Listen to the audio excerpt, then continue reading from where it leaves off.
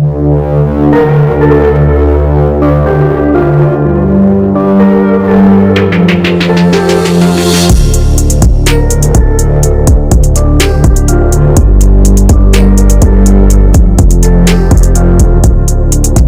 anak kiai yang jadi gembong komunis.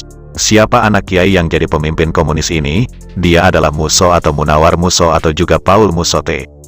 Mengutip artikel berjudul, Akhir Tragis Musso, anak kiai yang mati sebagai gembong PKI, yang ditulis oleh Muhammad Husni yang dimuat di situs liputan6.com.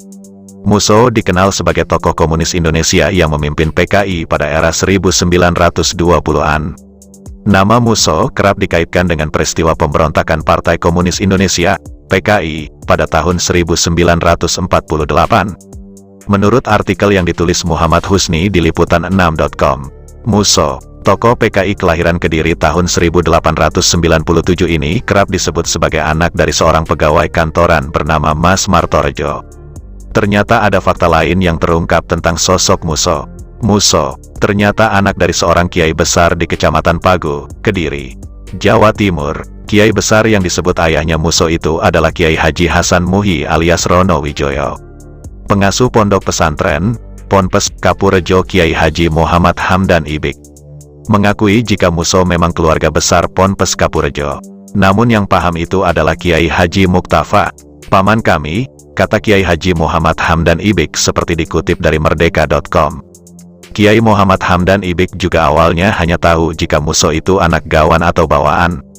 Jadi saat Kiai Hasan Muhi menikahi Nyai Juru, Nyai Juru sudah memiliki putra salah satunya Musso.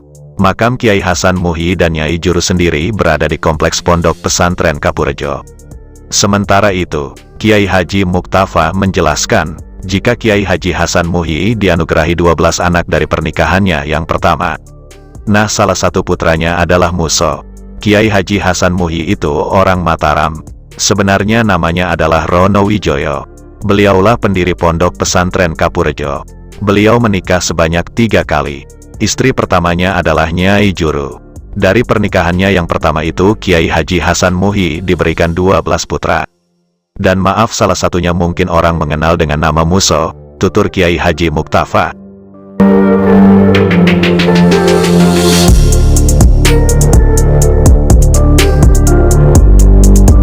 Musso sendiri sebelum jadi komunis, sempat ngekos di rumah milik Raden Mas Haji Umar Said Cokro Aminoto. Di rumah Cokro Aminoto, Musso ngekos bareng Soekarno, Alimin, Semaun, dan Kartosuwiryo. Kelak sejarah mencatat, Musso, Alimin, dan Semaun dikenal sebagai tokoh komunis Indonesia.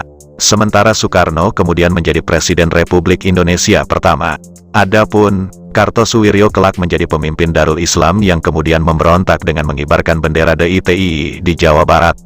Nah, saat Musso sedang ngekos di rumah Cokro Aminoto itulah dia pertama kali bertemu dengan Snifliet, orang Belanda yang disebut pertama kali membawa paham komunis ke Indonesia.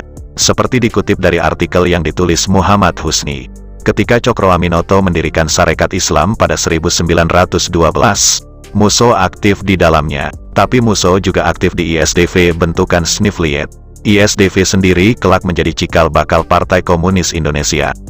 Pada tahun 1926 Musso pergi ke Uni Soviet Union mempelajari komunisme ke Uni Soviet.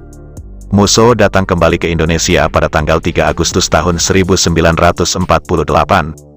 Kedatangan Musso ke Indonesia membawa perubahan bagi gerakan komunis di tanah air.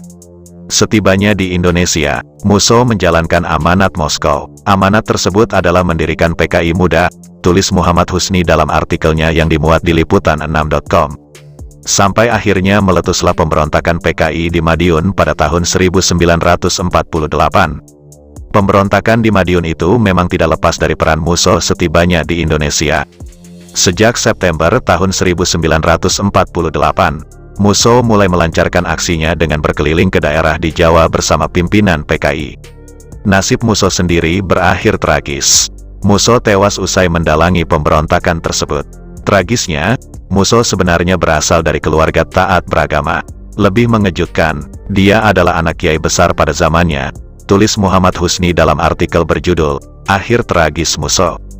Anak kiai yang mati sebagai gembong PKI, yang dimuat di liputan6.com.